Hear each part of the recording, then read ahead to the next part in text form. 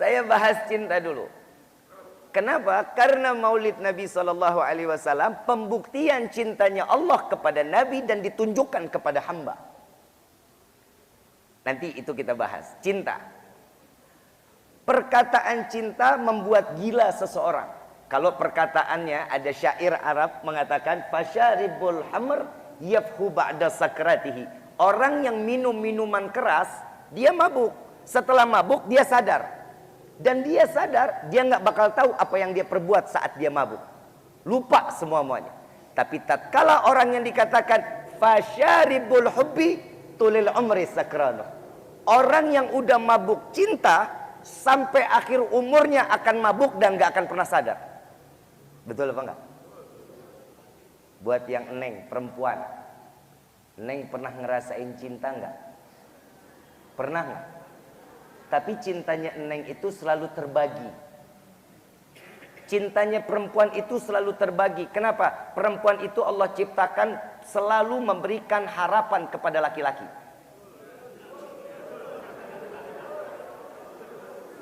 Ini setuju apa enggak nih? Betul ya? Ini kelihatan korban PHP. Kenapa perempuan itu ngebagi perasaannya lebih dari satu laki-laki sebelum dia menikah?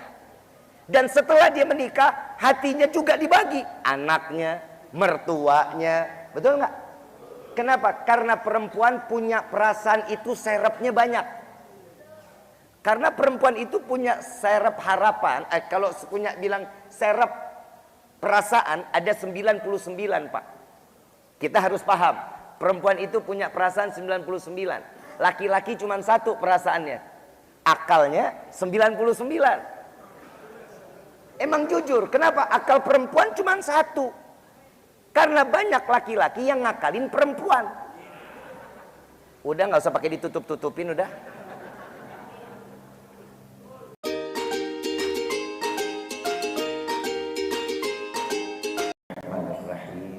Assalamualaikum warahmatullahi wabarakatuh.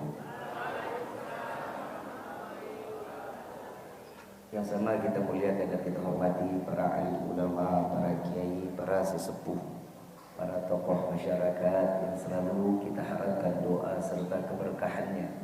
Ya insyaallah mudah-mudahan Allah panjangkan umur, sehat wal afiat, diberkahkan kehidupannya dunia wal akhirah. Dan insya Allah mudah-mudahan kehadiran beliau-beliau di tempat ini penyebab turunnya rahmat, taufik di dunia maupun di akhirat dikabulkan oleh Allah. Amin ya rabbal. Allah subhanahu wa ta'ala yang maha agung, yang maha luhur, yang maha bijaksana, yang alhamdulillah di sore yang penuh dalam keberkahan ini, di mana amaliyah buku harian kita yang kemarin dikembalikan ke hadapan Allah, disetor ke hadapan Allah. Dan di asar awal ini dengan lembaran yang baik yang kita jalankan di hari ini, mudah-mudahan penyebab kebaikan di hari selanjutnya. Amin ya rabbal alamin. Salawat beserta salam terlimpah curah kehadiran Nabi besar Muhammad sallallahu alaihi wasallam beserta keluarga, sahabat hingga umatnya sampai yaumil qiyamah. Amin ya rabbal alamin. Ayyuhal hadirun jamaah rahimakumullah. Tidak ada kata yang lebih baik di sore hari ini kecuali ungkapan syukur kita kepada Allah. Dengan nikmat yang Allah berikan kepada kita di hari ini, Allah izinkan kita, diselamatkan kita dari segala bentuk kemaksiatan. Mungkin kalau sore-sore yang lalu, mungkin ada yang kita dalam keadaan lalai kepada Allah.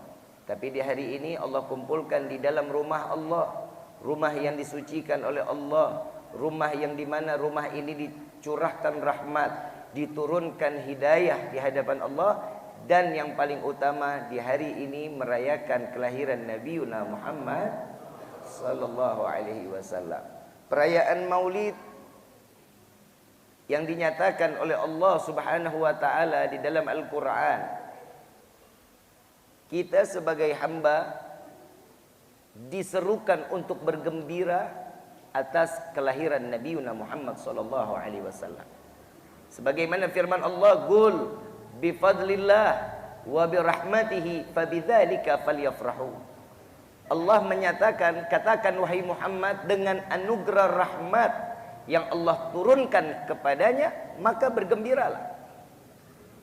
Rahmat Allah yang dikatakan anugerah rahmat adalah rahmat kasih sayang. Sepakat para alim ulama merujuk kepada ayat selanjutnya atau yang lainnya, wa ma arsalnaka illa rahmatan lil alamin. Tidak akan aku utus engkau wahai Muhammad kecuali penebar kasih sayang Allah.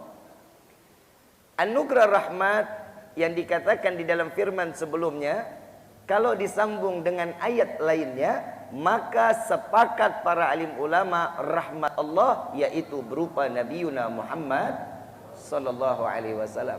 Saya mau tanya, kira-kira kita ini butuh rahmat Allah apa enggak? Butuh kasih sayang Allah? Sangat dibutuhkan. Kasih sayang Nabi juga kita butuhkan. Apa kasih sayang Nabi? Syafaat di yaumil qiyamah. Ini perkataan ini indahnya luar biasa. Hadirkan hati kalian, wahai orang-orang yang berakal. Ini ada di dalam Rawi Ad-Diba yang dikarang oleh Syekh Abdurrahman Ad-Diba. Kenapa yang dipanggil itu hati, bukan akal? Tapi yang dinyatakan oleh Syekh Abdurrahman Ad-Diba, kalau boleh dibilang Syekh Abdurrahman Ad-Diba di zamannya ini udah profesor, doktor, segala-galanya udah ada di titelnya oleh Syekh Abdurrahman Ad-Diba. Beliau ini mengatakan, ahdiru qulubakum ya ma'syara dzawil albab. Hadirkan hati kalian wahai orang-orang pemilik akal. Kenapa yang dipanggil hati? Saya mau tanya, hati itu adanya di dalam apa di luar? Karena sesuatu yang di dalam belum tentu pasti. Kecuali Allah titipkan iman adanya di dalam hati. Cinta adanya di dalam hati.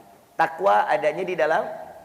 Takwa itu enggak dilihat dari seberapa besar sorban, enggak. Takwa itu enggak dilihat seberapa panjang jubah yang dia pakai, enggak. Tapi ketakwaan kata Nabi SAW, at-taqwa hahuna. Takwa itu adanya di sini. Bukan dari apapun yang dipakai. Bib, kali yang jenggotnya panjang, Bib, itu orang yang bertakwa. Bib, mungkin yang sorbannya 7 meter, yang segede ban serep, enggak. Yang jubahnya 7 kilo, enggak. Yang kumisnya tebal buat nyaring kopi kali.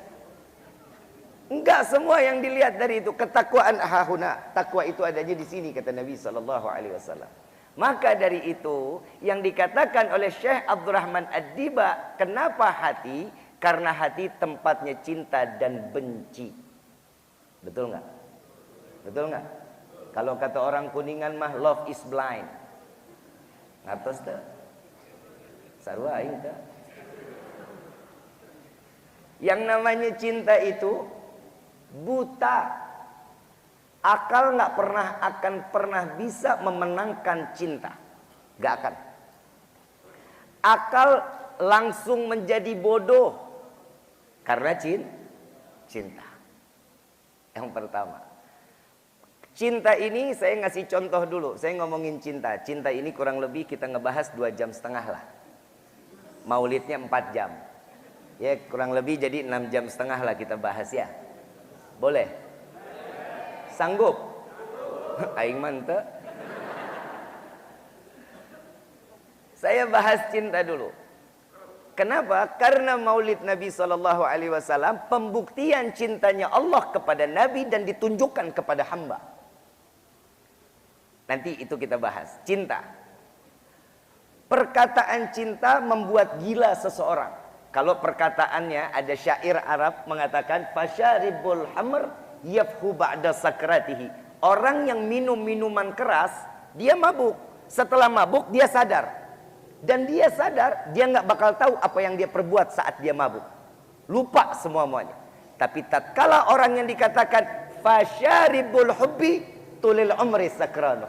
Orang yang udah mabuk cinta sampai akhir umurnya akan mabuk dan nggak akan pernah sadar. Betul apa enggak? Buat yang Neng, perempuan. Neng pernah ngerasain cinta enggak?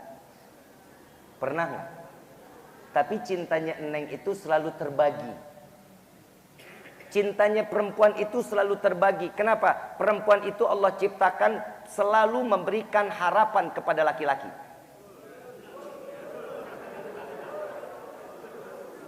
Ini setuju apa enggak nih? Betul ya? Ini kelihatan korban PHP. Kenapa perempuan itu ngebagi perasaannya lebih dari satu laki-laki sebelum dia menikah? Dan setelah dia menikah, hatinya juga dibagi. Anaknya, mertuanya, betul nggak? Kenapa? Karena perempuan punya perasaan itu serepnya banyak. Karena perempuan itu punya serep harapan. Kalau punya bilang serep perasaan ada 99, Pak. Kita harus paham. Perempuan itu punya perasaan 99. Laki-laki cuma satu perasaannya. Akalnya 99. Emang jujur, kenapa akal perempuan cuma satu? Karena banyak laki-laki yang ngakalin perempuan. Udah nggak usah pakai ditutup-tutupin udah. Contoh. Masalah gaji lah, kita ngomong masalah gaji. Gaji seorang dokter contoh, ini contoh. Gaji seorang dokter contoh 10 juta. Istri tahu gajinya 10 juta. Ini dokter sekalipun ngakalin gimana caranya 10 juta itu nggak ke tangan istri semua. Alasan lah buat bengkel, betul nggak? Buat bensin, terus buat kawin deui. Betul tak? Lah emang apa, laki-laki emang nggak boleh kawin lagi? Nah, Bapak beruntung kita jadi laki-laki, Pak. Demi Allah, jujur, Bapak ngelihat saya duduk di kursi kan? Kakinya ada berapa, Pak? Kakinya berapa nih? Kokoh nggak? Goyang nggak? Ini kaki 4 aja kokoh, gimana istri Pak 4?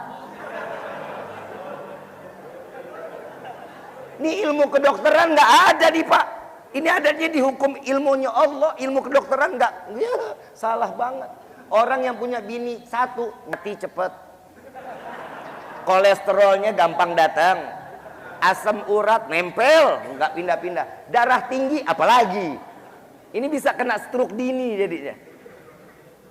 Saya ngomongin cinta. Yang namanya cinta itu orang bisa nutupin akal. Karena orang yang udah mabuk cinta nggak akan pernah sadar sampai matinya. Contoh perkataan cinta. Orang Kuningan ada nggak yang nikah sama orang Cirebon? Ada nggak? Dekat atau jauh? Dekat atau jauh Cirebon? Jauh, jalan kaki. Tambah jauh. Kata cinta apa? Dekat. Nggak kenal jarak kalau cinta mah. Betul nggak? Ada orang gembrot. Tahu gembrot? Duduk susah, bangun susah. Saya nggak ngatain ya. Kata cinta apa? Semok, gemoy, montok. Betul nggak? Kata cinta. Karena sesuatu yang dilihat orang tidak ada rasa cinta, pasti dilihatnya kurang enak, kurang asik dilihatnya. Tapi kalau orang sudah cinta, ya Allah, bidadari kalah sama dia. Yang kedua, yang ketiga, ada orang pesek. Maaf, saya ngomongin pesek. Kata cinta apa? Saya fitnah. Kalau ada orang pesek dikata mancung, fitnah. Bahasanya cinta itu dikemas indah. Mancung yang tertunda. Betul tak? Karena sesuatu cinta itu akan keluar drama-drama indah. Bahasa-bahasa romantis. Makanya kita diajarin Nabi SAW nunjukin cinta sama istri. Siti Aisyah dipanggil Humairah. Yang pipinya kemerah-merahan. Menunjukkan rasa cinta kepada istri dengan cara menyanjung, mengagungkan, memuliakan seorang istri. Saya mau tanya, ibu di rumah dipanggil siapa sama bapak? Sia.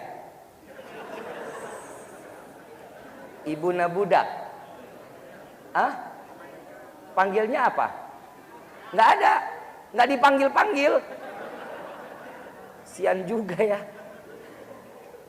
Bapak mesti contohin. Mulai sekarang bapak manggil istri ayang. Atau enggak panggil Humairah lah. Ya Bib, saya mau panggil Humairah, gimana mau dipanggil Humairah? Orang istri saya hitam legem. Ya kan bisa juga dipanggil manis, kan boleh. Manis, sweetie, kan bisa dipanggil begitu. Jangan dipanggil Tem, bikin kopi dong Tem. Apalagi dipanggil Blacky, jangan. Bisa kiamat kubro, cintanya nggak sejati itu. Betul nggak? Karena cinta itu tidak akan mengenal sesuatunya, pasti tertutup. Hati lebih didominasi. Sama, kenapa hati yang dipanggil oleh Syekh Abdurrahman Ad-Diba membacakan satu rawi syiar tentang Nabi SAW, karena perayaan Nabi SAW, Maulid Nabi SAW wajib diyakini dengan iman, gak bisa pakai akal. Wajib diyakini dengan iman. Akal gak boleh ikut campur. Apa kata iman? Akal harus nurut. Apa yang dikatakan akal, iman gak boleh bisa terima. Belum tentu diterima iman, tapi perkataan iman, akal harus nurut. Contoh, ada air seni, maaf ya, ada air seni, ada air mani. Sama-sama cairan, hukumnya beda. Iman menyatakan, orang yang terkena air seni, kita basuh, kita elap, boleh nggak kita pakai lagi kainnya? Nggak boleh. Kenapa? Najis. Harus dibilas dulu, dibersihin dulu, dikembalikan suci, baru boleh kita pakai. Ini kemauan iman. Air mani terkena pakaian, kita basuh. Begitu kita basuh, boleh nggak kita pakai lagi? Boleh. Kenapa? Suci. Air mani itu tapi pantas apa enggak? Enggak pantas. Bedain ya. Ini kemauan siapa? Iman. Orang yang keluar air seni mau mengembalikan dirinya kembali suci, cuman cukup dia berwudu. Betul nggak? Dia pipis, untuk kembali suci lagi cukup dengan berwudu. Orang yang keluar air mani wajib mandi besar. Wajib mandi. Ini kemauan siapa? Iman. Akal nggak boleh ikut campur. Akal ngomong, kalau yang keluar air pipis aja cukup berwudu, yang najis cukup berwudu, berarti yang mandi besar, yang dikatakan keluarnya suci, nggak perlu. Mau ngapain orang keluarnya suci? Nggak perlu mandi lagi, nggak perlu wudu lagi. Kenapa? Karena yang keluar akal. Iman bisa terima? Nggak boleh. Yang keluar suci aja mandi besar, gimana yang najis? Itu akal. Berarti manusia wajib nyelam. Betul dong? Kalau yang keluar air mani aja yang suci mandi besar, berarti yang keluar najis nyelam dia. Akal maunya seperti itu, tapi iman nggak boleh terima. Akal harus nurut. Apa kata iman? Allahumma na'udzubillah min dzalik. Orang Kuningan ada yang punya penyakit beser. Tahu penyakit beser? Tiap hari kencing lebih dari 7 kali. Kebayang kalau itu kita pipis, wajibnya mandi besar. Kebayang gak lu? Berarti setiap habis pipis mandi. Tiap habis pipis mandi. Persis kita kayak keluarga ikan julung-julung. Betul gak? Ini iman. Kalau dia headnya 7 hari, berarti 35 waktu dia tinggalkan dan wajib diganti. Nah, kalau yang headnya 14 hari, berarti 70 waktu tidak membebankan.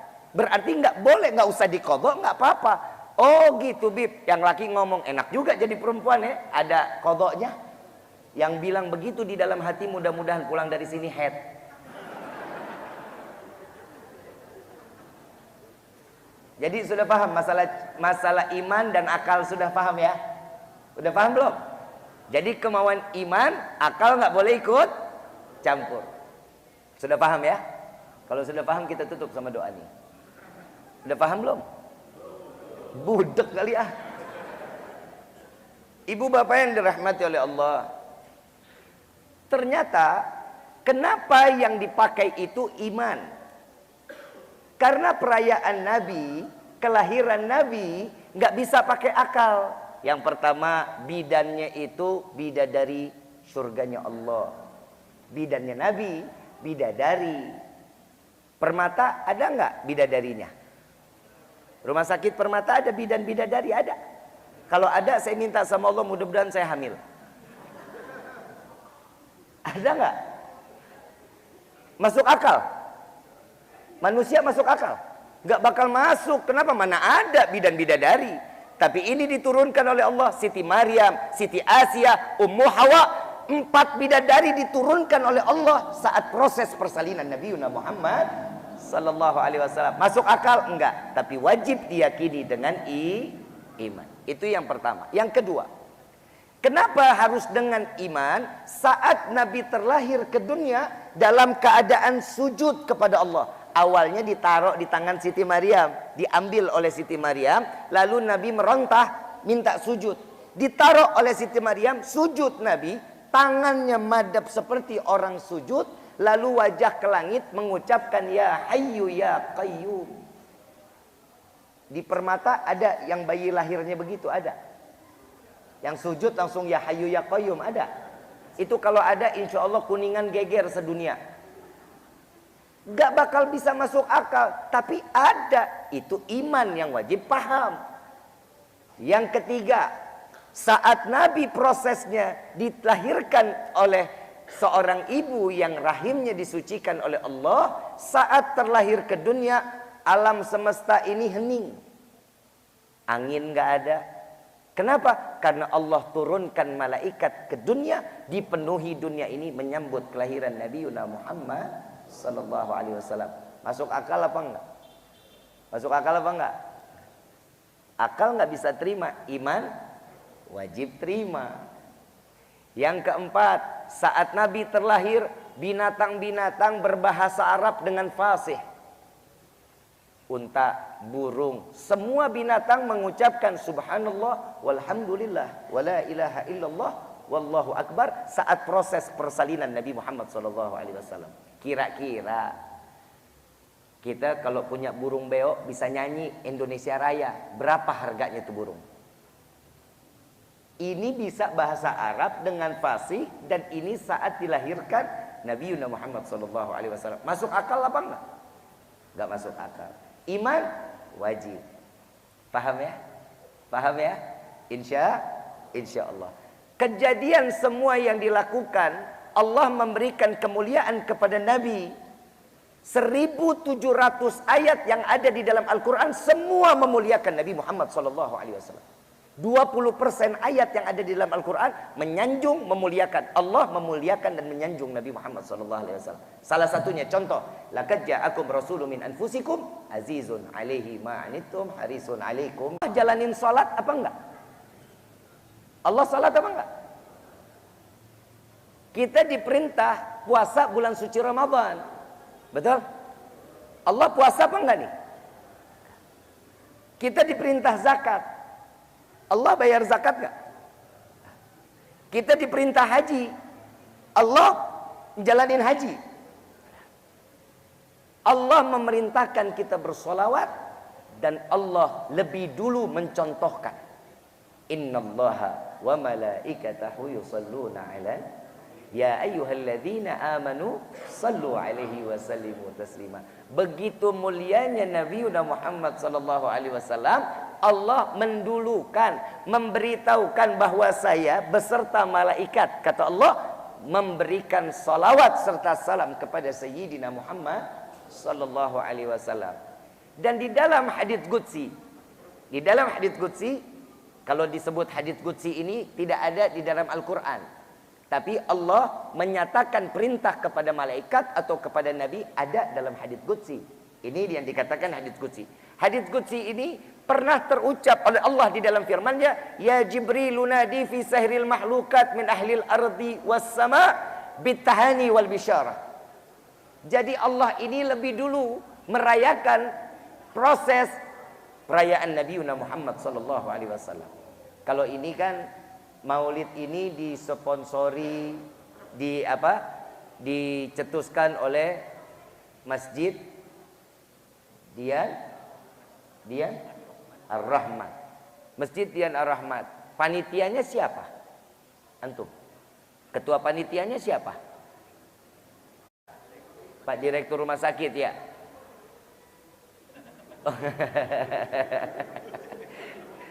Ternyata saat Nabi dilahirkan ke dunia, ada juga yang bikin acara ada. Yang bikin acara Allah. Nabi terlahir ke dunia atas izin siapa? Atas izin siapa? Allah. Ada nggak panitianya? Ada. Siapa? Malaikat Jibril, ketua panitia. Ya Jibril nadi fi sahril mahlukat min ahlil ardi was sama bitahani wal bisyarah. Ada nggak jamaah yang diundang? Ada. Penghuni langit dan bumi diundang oleh Allah untuk menyambut kelahiran Nabi Muhammad sallallahu alaihi wasallam. Berarti perayaan Maulid ini sudah dilaksanakan saat Nabi dilahirkan ke dunia. Allah lebih dulu memuliakan Nabi Muhammad sallallahu alaihi wasallam. Paham sampai sini? Jadi perayaan Maulid kita mencontohkan siapa? Allah Subhanahu wa taala. Dan ini masih banyak lagi, dalil-dalilnya masih banyak. Dan di sini dikatakan Maulid Nabi ini diperboleh buat kita, dijalankan oleh hamba, untungnya banyak. Al-Habib Ali bin Muhammad bin Husin Al-Habsyi, pengarang Maulid Sumtud Durar, beliau mengatakan, jika kalian ingin bertobat, datang ke majlis Maulid. Kenapa? Di situ tobat kalian akan cepat dikabulkan oleh Allah. Orang yang berdoa di dalam majlis Maulid, doanya pasti akan dikabulkan oleh Allah. Dari tadi kan kita ada salawat ya, adik-adik baca salawat tadi ya. Baca salawat ya? Baca salawat. Di dalam kitab Ta'lim Muta'allim, salawatnya seorang hamba ini berupa doa. Kita salawat itu berupa doa, dan itu dikembalikan dari Allah kepada kita sebanyak 10 rahmat yang Allah turunkan. Yang kedua, salawatnya malaikat kepada Nabi itu berupa istighfar atau ampunan dari Allah. Yang ketiga, Allah bersalawat kepada Nabi ini berupa rahmat. Berupa rahmat.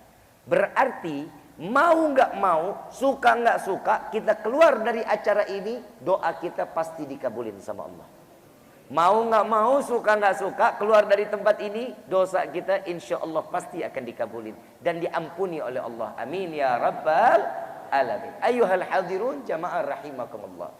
Dan rahmat yang Allah turunkan kepada kita, bukti kasih sayangnya Allah kepada kita, pertama di dalam sholat.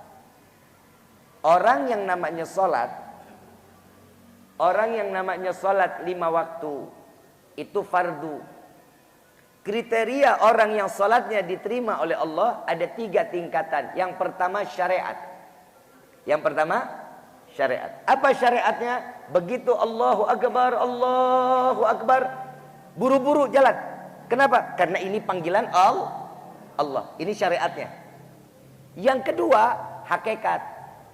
Orang yang Allahu Akbar, Sami Allahu liman hamidah, tuh orang kira-kira lagi ngapain ya? Lagi ngapain?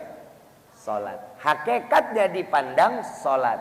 Yang ketiga makrifat, antara hati dengan pikiran sampai kepada Allah, dan di situ salat kita bisa dibilang khusyuk. Sampai sekarang tunjuk tangan yang pernah salatnya khusyuk.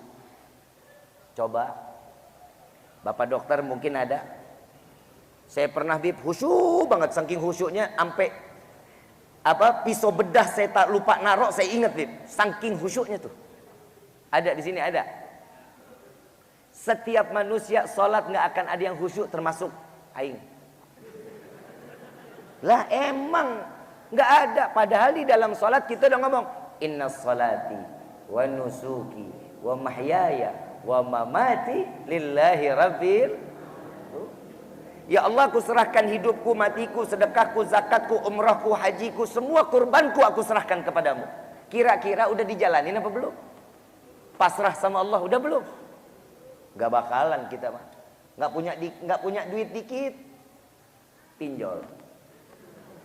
Pengen lagi banyakan, selot. Ya minimal kalau nggak online amat ya nyarinya ke mbah. Tahu mbah? Karena yang datang orang tolol. Saya ngomong udah kayak begini, gedek aja udah. Mbah, aing teu boga duit, mbah. Untuk mbah juga ngomong dalam hati sarua aing teu. Udah diajarin itu sholat duha, mau kaya raya sholat duha 4, 6, 8, 10, 12. Ini diajari nama Nabi. Lihat doanya. Ya Allah, jika ada rezeki kami yang dari atas, turunkan. Yang jauh, yang di dalam tanah, kita paksa Allah berikan rezeki buat kita. Kenapa harus nyari-nyari ke orang mana? Kalau orang sudah bersandar kepada makhluk yang lain, hati-hati, siap-siap akan mendapatkan kekecewaan. Jika mereka bersandar kepada Allah, insya Allah semua pasti akan mendapatkan hasil kebahagiaan. Ini janji Allah. Orang yang sholat, kita mau khusyuk. Alhamdulillah, kenapa saya bilang Nabi ini beruntung? Satu, di dalam sholat kita beruntung. Kenapa? Kalau diukur dari 3 syariat, hakikat, makrifat, insya Allah sholat kita nggak akan pernah khusyuk. Jadi sholat kita, tanda-tanda orang yang sholatnya diterima adalah khusyuk. Sayyidina Umar dibunuh dalam keadaan sholat. Sayyidina Ali dibunuh dalam keadaan sholat. Kita jangankan dibunuh, nyamuk gigit aja garuknya repot banget kita. Betul nggak? Nggak bakal khusyuk. Tapi alhamdulillah, Bib, berarti kita selama ini sholat kita nggak diterima dong, Bib. Kalau ukuran 3 tadi nggak diterima kita. Tapi saya hakul yakin semua sholat kita pasti diterima oleh Allah. Kenapa? Karena di dalam sholat wajib terletak sunnah-sunnah Nabi Muhammad sallallahu alaihi wasallam. Ini adalah keuntungan untuk hamba. Karena Allah tahu umat Nabi ini bodoh di dalam beribadah. Tahu betul. Karena bismillahirrahmanirrahim. Alhamdulillahirabbil alamin arrahmanirrahim maliki yaumiddin. Kunci motor ketinggalan di motor, ingat. Kompor belum dimatiin, ingat. Karena Nabi ini tahu betul umatnya lemah.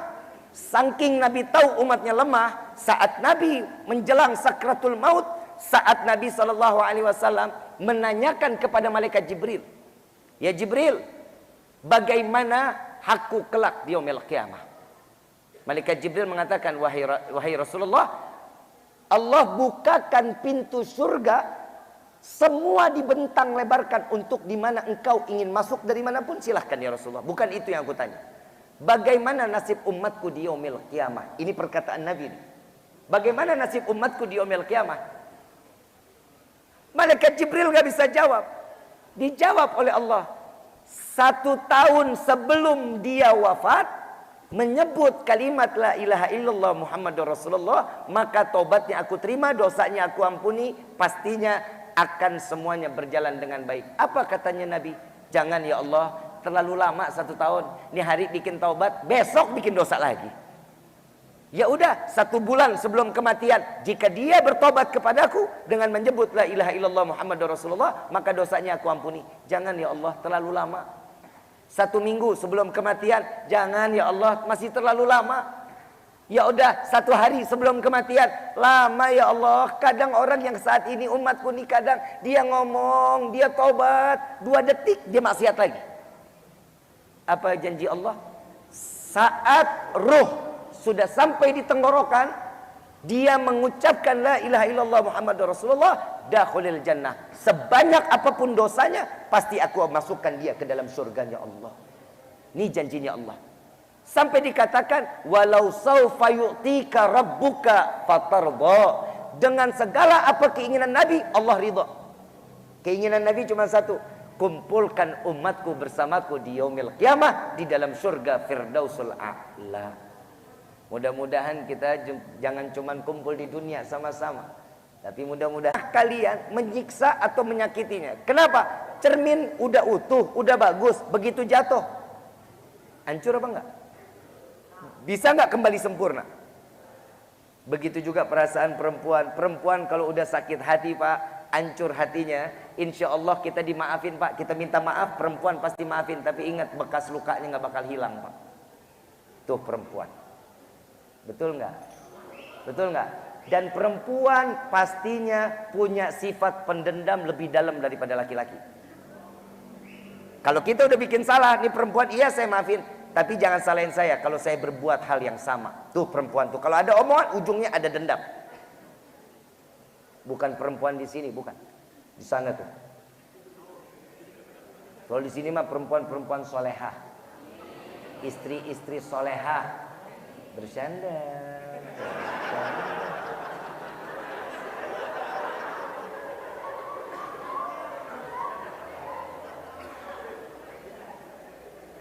Survei membuktikan. Kenapa perempuan itu perasaannya ibarat cermin? Karena perempuan itu hidup nggak pernah jauh dari kaca. Betul apa enggak? Bangun tidur ke belakang. Jadi ibu nggak kecelakaan, neng nggak ditabrak orang. Makanya ini rata-rata Nabi ini udah ngomong 14 abad yang lalu, Pak. Wahai laki-laki, jangan pernah kalian berjalan di belakang wanita. Ini 14 abad yang lalu. Bapak nggak percaya, ternyata sekarang kebukti. Bapak kalau udah depan ada naik motor, mendingan bapak jauh-jauh dari perempuan yang naik motor, Pak. Saya jujur, Pak, sen kanan belok kiri, sen kiri belok kanan, tuh perempuan. Betul nggak? Karena perempuan nggak punya pendirian, Pak.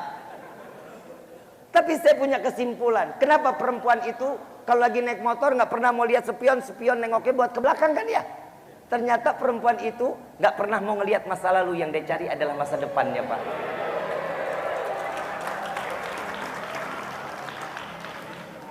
Tapi lu juga harus nengok, PA. Tadi nih, Pak, tadi saya mau jalan ke sini, Bapak tahu nggak? Di lampu merah tuh sen kiri, ya kita tungguin. Orang pikiran mau belok di Ciporang, mau belok kiri bareng dong. Saya juga mau belok kan, tungguin. Nggak taunya di ke kanan, Pak. La ilaha illallah, emang perempuan akhir zaman. Mau dibilang apa? Betul nggak? Ini kebiasaan perempuan. Kenapa saya bilang tadi perempuan nggak punya prinsip? Pernah ke Jogja? Pernah ke Jogja? Swalayan, departemen store pernah, CSB pernah, masuk mall pernah. Masuk dari jam 10 pagi sampai jam 10 malam, kira-kira semua toko dimasukin apa enggak? Perempuan loh, Pak, saya bukan bilang laki-laki ya, perempuan. Dimasukin enggak tuh semua toko? Pulang ada yang dibeli? Perempuan gak bakal, Pak. Bapak, makanya kita laki-laki kalau udah ikut perempuan belanja, lebih baik ngasih duit, saya tinggal. Kenapa? Karena laki-laki hidupnya punya prinsip. Begitu yang dia butuh, dia datang, dia beli, selesai, dia pulang. Itu laki-laki. Gak demen cuci mata. Kalau perempuan, Masya Allah, Pak, yang ini perasaan ini gak kurang bagus deh. Oh yang ini, oh bagus juga sih. Tapi perasaan toko situ lebih baik deh. Itu perempuan, Pak. Luar biasa perempuan, dipertahankan ya. Tapi saya jujur juga, Pak. Bapak seorang dokter, kita sebagai laki-laki, kalau ada yang bilang laki-laki itu paling kuat, boh, yang paling kuat adalah perempuan. Jujur saya, laki-laki nggak akan pernah kuat. Maaf, 9 bulan di dalam kandungan itu anak dari mulai kecil sampai gede perutnya. Ibu kuat, harus dikuat-kuatin. 9 bulan, Pak. Tidur miring susah, tidur celentang nggak bisa, tidur tengkurap kayak ayunan. Pak, maaf, kenapa saya bilang perempuan paling kuat? Maaf ya, Pak, perempuan saat melahirkan anak, laki nggak bakal mampu, Pak. Kita laki-laki buang air keras aja netes air mata, Pak. Gimana ngelahirin, Pak? Makanya Allah kasih kekuatan buat perempuan. Perempuan, laki-laki lah. Bapak bilang kuat, saya minum vitamin, injek, stem cell kayak apa. Gendong anak paling lama berapa jam? Laki-laki gendong anak paling lama berapa jam? Coba tunjuk. Ada yang 1 jam ada? 1000 cuma 1. Laki-laki paling kuat gendong anak, survei membuktikan 30 menit itu udah paling top Guinness Book of Record. Betul apa enggak? Gak bakal kuat, Pak. Saya jalanin, Pak. Saya jalanin betul-betul. Saya coba. Kata dokter ini perempuan gak akan pernah gak bakal lemah. Dia adalah orang yang kuat. Saya jajal, saya ke Tanah Abang sama istri, Pak. Saya pegang anak saya kurang lebih berat 8 kilo, Pak. Berat 8 kilo. Saya gendong Fagih waktu umur kurang lebih 7 bulan apa 6 bulan gitu. Saya gendong itu 5 menit kiri, 5 menit kanan, 5 menit kanan, 5 menit kiri, terus berbulak balik aja ini anak. Udahannya saya panggil ini bawa nih yang nih, bawa. Saya ngeliatin, diambil pakai tangan kiri, itu saya jalan 1 jam, 2 jam, subhanallah, gak pindah-pindah, Pak, tuh tangan. Itu kekuatan perempuan luar biasa. Di tangan kiri gendong anak. Itu selama 2 jam tangan kanan milih baju, Pak. Kebayang. Itu loh kehebatan perempuan. Konsentrasinya beda. Kita 5 menit pindah kanan kiri, perempuan kagak. 1-0 Pak, kita kalah. Yang kedua, perempuan kalau punya istri, seorang istri ini ngikut jabatan seorang suami. Betul apa enggak? Bupati punya istri, istrinya dipanggil siapa? Ibu bupati. Coba yang jadi istrinya bupati, bapak dipanggil apa? Panggil bapak bupati ditempeleng lu. Betul nggak? Dipanggil siapa? Pak Haji ini, kan begitu? Bapak kepala negara punya istri, dipanggil siapa? Ibu negara. Ibunya jadi kepala negara, bapak dipanggil siapa? Pak Haji ini nggak mungkin. Itu kehebatan perempuan.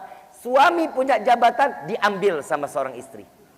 2-0 Pak, kita kalah. Yang ketiga, surga ada di bawah telapak kaki seorang perempuan atau laki? Perempuan. Bapak punya surga di bawah telapak kaki. 3-0 Pak, kita kalah. Betul nggak? Tapi jangan bangga wahai perempuan. Sebelum kalian menikah, ridho Allah ada sama siapa? Orang tuh. Tapi tatkala seorang laki-laki datang kepada kalian menyatakan saya terima nikah dan kawinnya fulanah binti fulan, dengan mas kawin tersebut dibayar tunai, maka ridhonya Allah yang terletak kepada orang tua pindah ridho Allah kepada kunci surga seorang istri ada sama 8-3 Pak, kita menang. Tenang Pak, yang ceramah laki-laki, mas saya mau jatuhin laki-laki Pak. Harga diri bro. Lah maaf, saya ngomong alal hak aja. Saya mau tanya, Nabi SAW di dalam hadis, di neraka paling banyak laki atau perempuan? Bapak ngomong alal hak aja. Perempuan atau laki? Bener apa bohong? Kok lemes banget lu?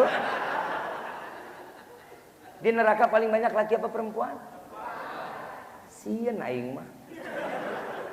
Neng mah dibilang neraka banyak perempuan, senyum lagi dia. Blow on nggak tuh? Makanya perempuan paling senang gemar main di dapur Pak. Kenapa? Kompor dekat, itu lagi terapi Pak. Kalau masuk neraka, oh udah biasa ini. Tapi di sini mah enggak, semuanya insya Allah jadi bidadari surganya Allah ya. Tapi bohong. Jangan harap saya bela. Ibu bapak yang dirahmati oleh Allah, Nabi ngebawa kita ini dengan penuh rahmat kasih sayang. Di dalam setiap lingkungan ada ilmunya. Bapak sama tetangga ada ilmunya apa enggak? Cara bertetangga ada ilmu enggak? Nabi ajarkan. Suami terhadap istri ada ilmunya? Ada. Siapa yang mengajarkan? Nabi SAW. Setiap seseorang, bapak sebagai dokter atau sebagai perawat sekalipun, mereka akan bisa mendapatkan pahala besar selayaknya orang yang beribadah kepada Allah 1000 rakaat. Kok bisa Bib? Selama dia merawatnya penuh dengan keikhlasan, dengan penuh keyakinan, dengan niat untuk menyembuhkan orang tersebut agar ini orang dapat mudah beribadah kepada Allah. Itu lebih baik daripada 1000 rakaat kita ibadah Pak. Paham ya? Tapi mudah-mudahan sih, kemarin saya lagi ngobrol sama bapak siapa ya? Saya pernah dirawat Pak, di sini saya pernah dirawat. Pas saya pulang lagi naik kursi roda, dijegat saya. Habib, besok-besok kalau sakit telepon saya, nanti saya kirimin ambulan. Yang mau sakit siapa? Ini rumah sakit Permata baiknya luar biasa, tapi nggak tahu tempat. Orang baru keluar udah disuruh masuk lagi. Luar biasa. Mudah-mudahan panjang umur, sehat afiat. Mudah-mudahan sebagaimana Allah kumpulin kita di dunia ini, Allah kumpulin kita di dalam surganya Allah bersama Sayyidina Muhammad sallallahu alaihi wasallam. Amin ya rabbal. Al-Fatihah bil qabul wa tamam kulli sul wal ma'mul salihin dhahiran wa batina fi dini wa dunya wal akhirah. Dafi'atan li kulli syarr, jalibatan li kulli khillana wa li hababina wa li walidina fi dini ma'al lutfi wal afiyah. wa alaniyah, anallahi nawiru qulubana, anallahi nawiru qulubana, anallahi nawiru qulubana. Ya Allah, terangkan hati kami dengan cahaya iman di hadapan-Mu ya Rabb. Anallahi nawiru qulubana wa ghalibana ma'tuqa wal huda wal afaf wal mauti ala dinil Islam. Ya Allah, matikan kami dalam keadaan beriman kepadamu, dalam keadaan iman yang tertempel di dada kami, sehingga kami mati dalam keadaan husnul khatimah. Anallahi nawiru qulubana wa ghalibana ma'tuqa wal huda wal afaf wal mauti ala dinil Islam wal iman bilah minnatin wal imtihan bihaqqi sayyidi waladi atnan wa likulli niyatin salihah wa ila hadratin nabiyil mustafa sallallahu alaihi wasallam sirril fatihah. A'udzu billahi minasyaitonir rajim. Bismillahirrahmanirrahim. Alhamdulillahirabbil alamin arrahmanir rahim maliki yaumiddin. Iyyaka na'budu wa iyyaka nasta'in ihdinas siratal mustaqim siratal ladzina an'amta 'alaihim. Rabbi fanfa'na bi barakatihim wahdina al-husna bi hurmatihim wa anitna fi tariqatihim wal mu'afati min al-fitan. Ya al-bal min syafa'ah, ya al-bal min syafa'ah, ya al-bal min syafa'ah. Kullu qurbah tanjadi bikum bi kulli ahli wilayah. Kullu hajatan كل حاجة قضي كل حاجة قضي درك يا أهل المدينة درك يا أهل المدينة درك يا أهل المدينة يا كريم علىها يا كريم علىها يا كريم علىها واعف عنا يا كريم واعف عنا رحيم يا فارج الحم يا كاشف الغام يا من لأبته يغفر ويرحم. دعواهم سبحانك اللهم تحت في السلام وآخر دعوانا عن الحمد لله ربي. Kurang lebih mohon dibukakan pintu maaf yang seluas-luasnya. Apabila ada bahasa yang tidak baik, keluar daripada kebodohan al-faqir. Apabila ada ilmu yang bermanfaat, semua datangnya dari Allah Subhanahu wa taala. Wal 'afwu minkum. Wassalamualaikum warahmatullahi wabarakatuh.